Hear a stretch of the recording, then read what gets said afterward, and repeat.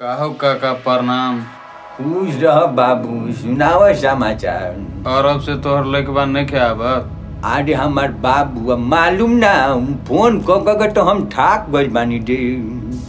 मालूम ना का करता, अब चलतानी दुल्हन कैसे कहतानी। दुल्हन का करता फोन कैली है कि ना ओकरा लगे। आजा अब चलतानी हमार बाबू, रहे बड़ा बेर होता दे।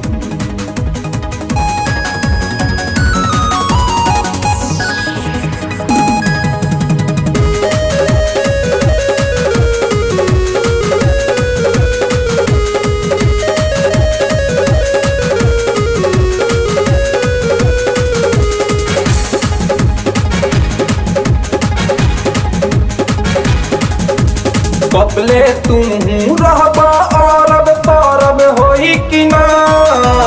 कपले तुम रहबा अरब परब होई कि ना। ए सैया जी छठ घाटे तू अइबा कि ना। ए राजा जी छठ घाटे तू अइबा कि ना। कपले तुम रहबा अरब परब होई कि ना। कपले तुम रहबा अरब परब होई कि ना। ए सैया जी छठ घाटे तू अइबा कि ना।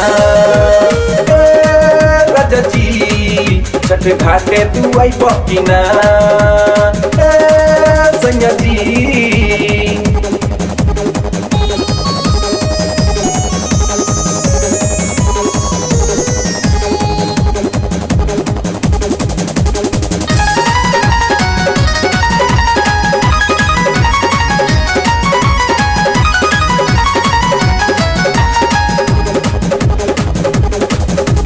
माई के देहल बलकवा जके खेलता देखा दुआरवा।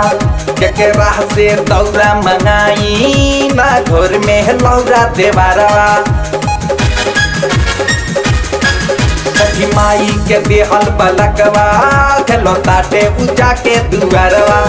जके राह से दौरा मंगाई ना घर में लौरा देवारवा।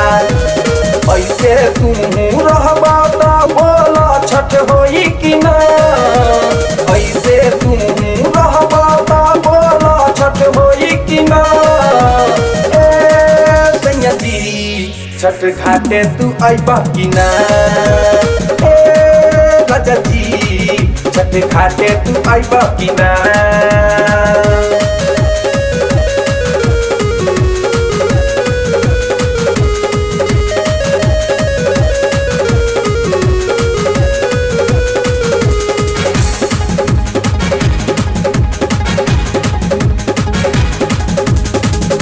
साल जुगाल परबवा धनिया मन कहानवा हो।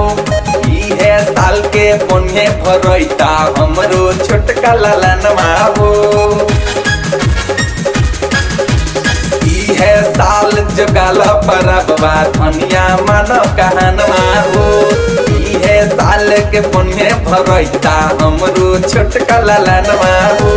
दिलीप नाही करिहे कब ऐसे बहाना।